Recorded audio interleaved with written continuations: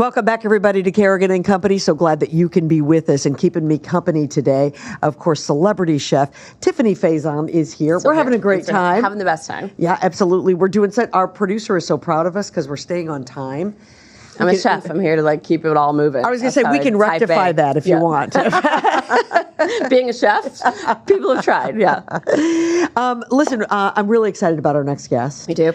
You and I have done a little research on him so that we know pretty much about him. This is George Carroll. He's also known as Slaine. How you doing? And George, and we're going to call you Slaine. Is that cool? Either or is fine. Okay, No, super. no, you have to choose. You have to so who calls you Slaine? All my friends call me Slaine. Okay. Okay. Then then we're going to call him we're Slaine. gonna call you 'cause Slaine. Yeah, you can call me We're Slaine. new friends. Slaine is a hip-hop rap artist. He is an actor with incredible, on both sides of that entertainment world, incredible credits. And then he also has recently opened a recovery center here in Boston, and we're going to chat with him about all of that. But I think where we have to start is you started. Where did Slaine come from? Yeah. The name Slaine? Yeah. Well, apparently it was an Irish superhero, like an Irish comic book hero. So when I moved to New York City when I was 18 years old, I was doing open mics, and I was going under the name John Doe. Interesting. And, and then I was working with this guy, Caves, from a group called Lords of Brooklyn in their studio in Brooklyn. And he was like, there was another guy, John Doe, that was coming up with Busta Rhymes and somebody else. And he said, this is your new name. And he had this whole logo, and it was like, he was like, it's an Irish warrior. It was ready to and go. It stuck. Yeah, He had a logo. He packaged it for me. Yeah, you can't exactly say no if someone gives you a package of your own PR stuff.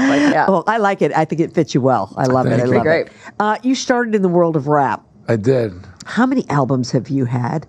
I think I've had 13 albums out by now between like my solo projects, my group projects, collaborations, mixtapes. I've put out quite a bit of work over the years. And I got to tell you, Slaine, you've done well. Yeah. Yeah, it's been a journey. And I really kind of the thing that kind of pushed my career over the top with the music in the beginning was I got in a group with my childhood idols, the House of Pain, which if you were growing up as an Irish American kid in Boston in the 90s, House of Pain was it. There was no bigger group. Yeah, House of Pain. Yeah, that was it. Those were my heroes, and they have since become my mentors and very good friends. And How'd that happen? Man, it's a long story, but it was about 10 years of grinding, doing open mics and building up kind of my Before you own. met them. Yeah, and then I met Danny Boy through that gentleman Caves that gave me my name, and Danny Boy brought me out to LA, and I crashed on his couch, and I ended up signing a pre-production deal with DJ Lethal, who was also in Limp Bizkit. He was a DJ for Limp Bizkit. And, so at that time, House of Pain had been dissolved for many years. Right. And I started working with Lethal and Danny, and then I met Everlast, and they kind of patched things up. And rather than getting back together as House of Pain, they got back together and put me in the group with this other guy, Ill Bill, who's a very dear friend of mine, an incredible artist as well. And we had a group called La Coca Nostra. We traveled all around the world. And at that time, the Boston Herald picked up a story about that. And Ben Affleck saw me in the Herald, and I got into the Herald. I got into Gone Baby So Gone. that's how Ben Affleck found you. That is Okay, through the Herald. He saw story. me in the Herald. Okay, this guy. Let me just say this. It's not a bad thing to say Ben Affleck found me. Yeah, no. No. I'm not sure a lot of people can say that. That is for sure. But he found you through a newspaper article. Talk to us about that. What did he find? I think what he was doing, Gone Baby Gone, it's a great film, right? Yep. And part of what made it so great is it was so authentic to Boston. Up until then, when people made Boston movies, it was kind of like these fabricated bad accents and all that. Sure. And Yeah. Ben knew that, right? So when Ben was making Gone Baby Gone, he brought in a lot of really local, authentic people who'd never been on screen before, right? And he put them in these positions to make it. And I was one of them. So it wasn't just me that he put in that movie. But I was definitely able to take the ball and run with it after that. How was that experience for you? So you had never acted before. You'd been around production and music and that sort of thing. So that wasn't in any way new to you. But you become all of a sudden immersed in this giant movie set. It was less overwhelming than you'd think, because to me, you got to remember, my dream was hip hop. Yeah. I wanted to be a rapper since I was 9 years old. Right. and I had the posters all over my room. So right before that, I started working with Cypress Hill and House of Pain and DJ Premier. This is like my high school. Like this is everything I listened to in high school. Literally, right. So like, these were my superheroes, right? Yeah. So like, you know, and I love Ben, and Ben's a tremendous artist, but like, you know, he wasn't a poster on my wall when I was growing up. He was a poster on a lot of people's walls. He was on, maybe it was they were female. I don't know. Yeah, on a female's wall, maybe. But so when I went onto a movie set, I had already been through like the jitters of working with legendary people, and I was just kind of like, yeah, what do you want me to do? You know, and Ben made me feel very comfortable, and he's definitely he's really a brilliant director. I especially in hindsight. Now, it was my first experience, but in hindsight, I'm like, wow. Yeah. You know, what a special, unique individual. I've worked with a lot of directors, and I mean, he doesn't get the credit that he deserves for being as brilliant as he is. Quiet in that way. He's not a look at me kind of guy. Right, absolutely. You know, I got to tell you, looking at that, though, Slaine, you were a natural. You didn't look like a guy who'd never walked in, that this was your first go-round. You really didn't. And it was a great role for you. That was very clear. It was a comfortable role to walk into. Yes. It was... I wouldn't say that. Some of my friends would tell you, "Oh, you're just playing yourself," but I think like I was able to draw from a lot of people that I grew up around. Yeah, and, sure. You know, it wasn't a huge stretch. Nor was the town after that. So, but the roles are changing a little bit, aren't they? With time here, they are. You're starting to play? I mean, that's part of it that I really like too. You know, like. I was terrified. I did a movie called Ida Red, and I had to learn a Southern accent and all that, and that was terrifying. You know, the first day I went on set, I had this big monologue scene with William Forsythe, and I remember just being mega focused. I had been working with a dialect coach for a month prior to, and I got through it. It was an overnight shoot, and I collapsed on the bed when I got back to the hotel. I was like, I did it. Yeah. And then when I woke up the next morning, I was like, I have to do this for a month. Do this again. They're going to know that I'm lying. I'm so curious. So it's interesting because you've been rapping for like your entire life, essentially. And so acting has kind of come in a little bit later. They've both become really like seemingly integral parts of your life and your expression. How have you matured as an artist through like hip hop and acting? Like, what have you found that surprised you? Oh, I mean, that's a very complicated question because I think one of the things that I love about music and acting is they're time capsules. So like what you want to capture, you want to stay present in the moment and create. And especially with my music, I could tell you like, I could listen back to things I did when I was in active addiction and be like, wow, I can't believe that I used to be there like internally, but that was a painting of where I was at that time. Sure, absolutely. With all the chaos, with all the pain, with everything. And then to be able to come out the other side of that and then see where I am now. And sometimes, when I record now, it's still chaos or pain or whatever. Yeah. But being able to separate yourself from the things that you're going through and realize like, I am not those things. Right. Those are things that I went through, right? So it's always been part of my coping. That's the best thing that music or art in general does for me. It's a coping mechanism to endure through things and offer me clarity and perspective on the things I'm going through in my life. Is the music different as a result of No More Addiction? Oh, I think it's vastly different. I think like if you listen, the last two albums I put out were called One Day and The Things We Can't Forgive. And they're very much kind of based in like a recovery journey, not so much directly with the things we can't forgive, but it's about life and overcoming things and all that, right? And it's definitely got more age and wisdom if you listen to them.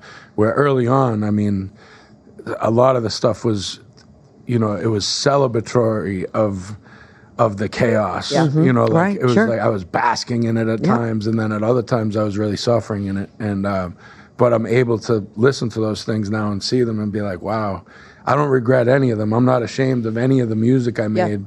It was just where I was at that time. You're super active in the recovery community, obviously, creating a center for people to work through recovery. I don't think I know anyone that hasn't really been touched personally by addiction and people that are working through recovery with various different outcomes. Have you been able to use like your art talk about the music and the albums that you made, that you were actively in addiction at the time. Have you been able to use that to mentor young people as they're working through their recovery? I think twofold. And so I'll explain to you, like in the beginning, because I made music, I wrote from the center of a drug epidemic in Boston in the beginning of my career.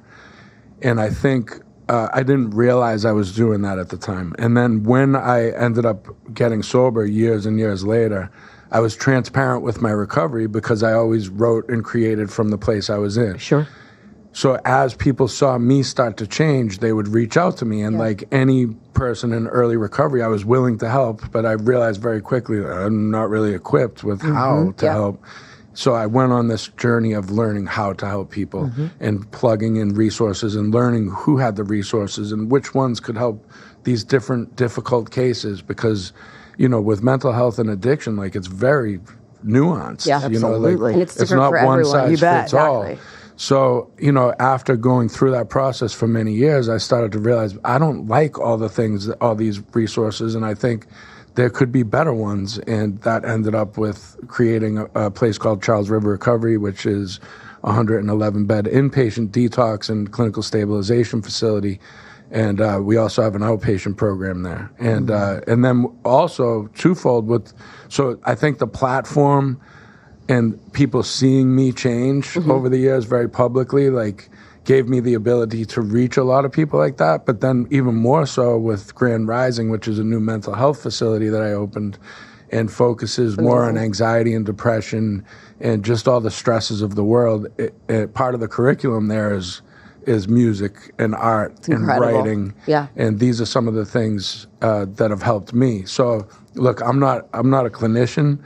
I'm a vision guy, and I like to put the pieces in place and the team together and all that. And then I can make recommendations on curriculum, but I leave it up to the professionals to kind of deal with that stuff. It's so fascinating. You're talking about, like, you know, in a center that's dealing with anxiety and depression, which tends to be like the on-ramp for addiction, for addiction and abuse of like substances, because it's an outlet, right? So. And you talk about there were really traditional sort of one kind of way, one solvent for like addiction and recovery, but to have that idea that, you know, music, art, whatever it is, you know, I dealt with depression and anxiety my entire life, and cooking is very much like that outlet. Sure, that's for your me. outlet. Exactly. So to approach that and have like other ways for people to, if that's in you, you got to get it out somehow. Sure. Like 100%. Yeah. Yeah, it's a beautiful thing. And that's like the process of really finding freedom is when people say meditation, if you're like me, when I thought of meditation many years ago, I thought like, I was terrified it's of for it. like somebody on a hill, like a monk. 100%. Yeah, and it's like, no, what I learned about meditation is two things. One is watching breathing happen to you. You don't have to try to breathe. Breathing happens to you through the universal intelligence. And the other thing is it's just about staying present. So you can actually be meditating when you're cooking because you're focused in the present moment. Right. You're not thinking Right. about 700 other things. Yeah. Right. I can do it with music, right? It's something that we love. So when we do something that we love to do, we're very actively engaged and present, and that leads to happiness and joy and purpose, right? People call it the flow state. Right, Like when exactly, you're in the flow something, state. like you lose time. It's Being incredible. present, I think, is one of the things that our whole society works against us. Oh, yeah. You know, and I think it's one of the most difficult things anybody can do. Let me go out of the present and go to the future, though. So what's next for you? You said there's a new album coming out. New album. So I have an album called A New State of Grace. It's with my very dear friend and longtime friend, Static Selector, who's also a local. I shouldn't say he's a local producer. He's from here, but he's gone on to be an international artist. And I have 2 films coming out. One that just won the Ambassador of Hope Award at Venice Film Festival. Isn't that It's about crazy? fentanyl in America, and it's called King Ivory. It's got an incredible ensemble cast with, Ben Foster, whose brother is actually my partner at Charles River and the director of, at Charles River and at Grand Rising. He's the director of operations at Grand Rising.